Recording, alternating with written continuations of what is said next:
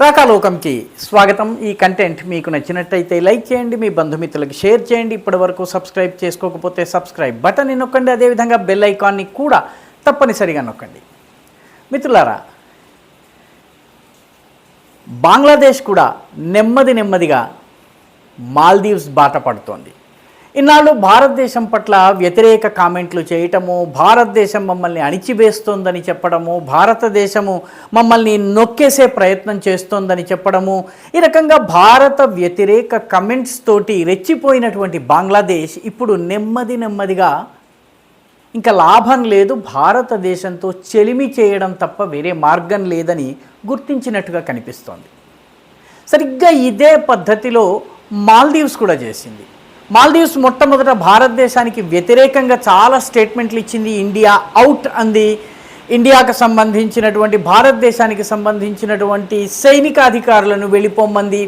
భారతదేశానికి చెందినటువంటి విమానాలను వెనక్కి తీసుకోమని చెప్పింది.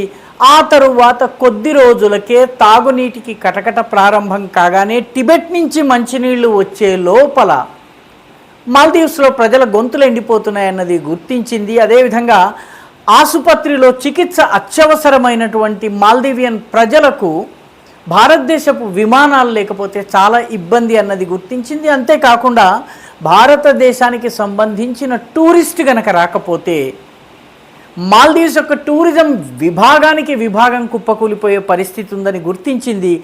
మాల్దీవ్స్ నెమ్మదిగా భారతదేశంతో చెలిమి గురించి మాట్లాడటం మొదలుపెట్టింది. తన మంత్రివర్గంలో ఒకళ్ళిద్దరు భారత వ్యతిరేకులుంటే వాళ్ళని ఉద్యోగంలోంచి తీసేయడం జరిగింది. ఆ తర్వాత India is our best friend అని చెప్పి ఈరోజు మహమ్మద్ ముయిజు చెబుతున్నారు.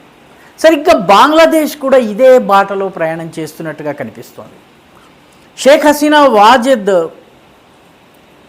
దేశం వదిలి వెళ్ళిపోయినటువంటి మరుక్షణము అమెరికా తొత్తు అయినటువంటి, అమెరికా నోబెల్ ప్రైజ్ ఇచ్చి కొంత విలువను కల్పించినటువంటి మహమ్మద్ యూనుస్, ఆయన ఆర్థికవేత్తలు నిజానికి దేశాధినేతలుగా ఎప్పుడు కూడాను పెద్ద ఫ్లాప్ అవుతారు. మన దేశంలో కూడాను 10 సంవత్సరాలు ఒక ఆర్థికవేత్త ప్రధానమంత్రిగా ఉన్నారు.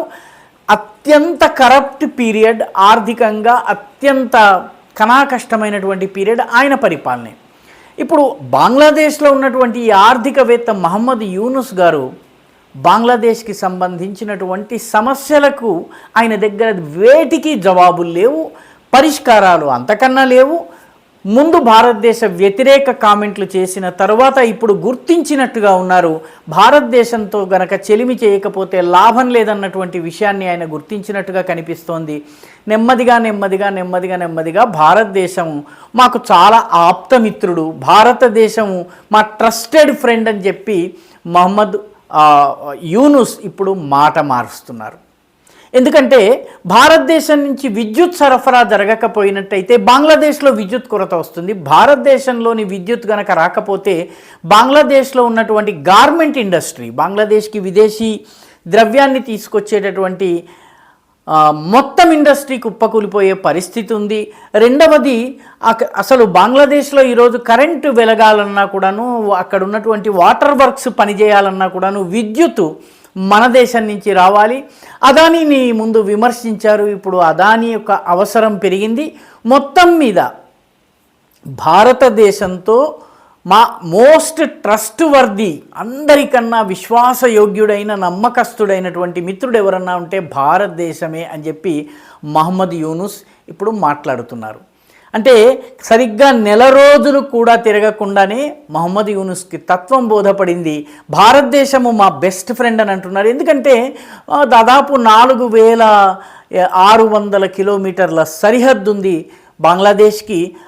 అదంతా కూడా భారతదేశంతో ఉంది. కేవలం ఒక 50-60 కిలోమీటర్ల సరిహద్దు మాత్రమే మ్యాన్మార్తో ఉంది. అది కూడాను కాక్స్ బజార్ ప్రాంతంలో ఉంది.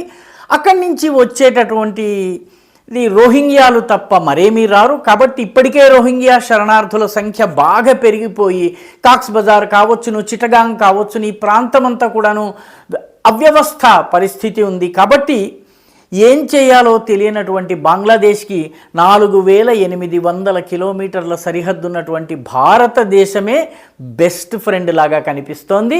ఇప్పుడు మహమ్మద్ యూనుస్ భారతదేశాన్ని పొగడటము, భారతదేశాన్ని దువ్వడానికి ప్రయత్నించటము, భారతదేశాన్ని బుద్ధగించే ప్రయత్నం చేయటం మొదలు పెడుతున్నాడు.